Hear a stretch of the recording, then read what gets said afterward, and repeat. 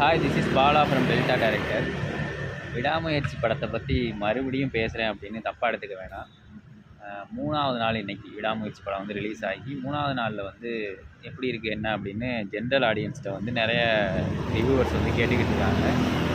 அவங்க நிறைய பதில்களை வந்து சொல்லிக்கிட்டு இருக்காங்க. அவங்க என்ன சொல்கிறாங்க அப்படின்னா, ஹாலிவுட் படம் மாதிரி ஒரு மேக் பண்ணியிருக்காங்க. கேமரா ஆங்கிள் அந்த மாதிரி இருக்குது, கலர் டோன் அந்த மாதிரி இருக்குது, சவுண்ட் டிசைனிங் அந்த அளவுக்கு செமையாக இருக்குது அப்படின்னு எல்லாருமே சொல்கிறாங்க. யார்? General audience, reviewers. அதாவது படத்துக்கு பாசிட்டிவ் நெகட்டிவ் கொடுத்த 2 ரிவ்யூஸுமே சொல்கிறேன்.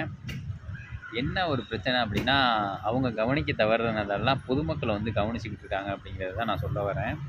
ஆக்சுவலாக வந்து அவங்க சொல்லியிருக்கணும், இந்த படம் வந்து இந்த மாதிரி இருக்குது, மேக்கிங்கு சினிமாட்டோகிராஃபி நல்லா இருக்குது அப்படின்னு அவங்க சொல்லணும். எந்த விதமான ரிவ்யூவர்ஸ், அதாவது நெகட்டிவ் ரிவ்யூஸ் கொடுத்த எந்த ரிவ்யூவருமே வந்து சினிமாட்டோகிராஃபியை பற்றியோ, அந்த கலர் டோனை பற்றியோ, கேமரா ஆங்கிளை பற்றியோ, அந்த ஃப்ரேமிங்கை பற்றியோ, சவுண்ட் டிசைனிங்கை பற்றியோ எதுவுமே பேசலை.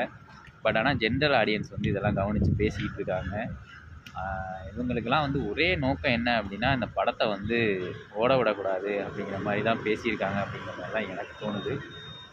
தெரில, பார்க்கலாம் எப்படி இருக்குது அப்படின்னு. தேங்க்யூ.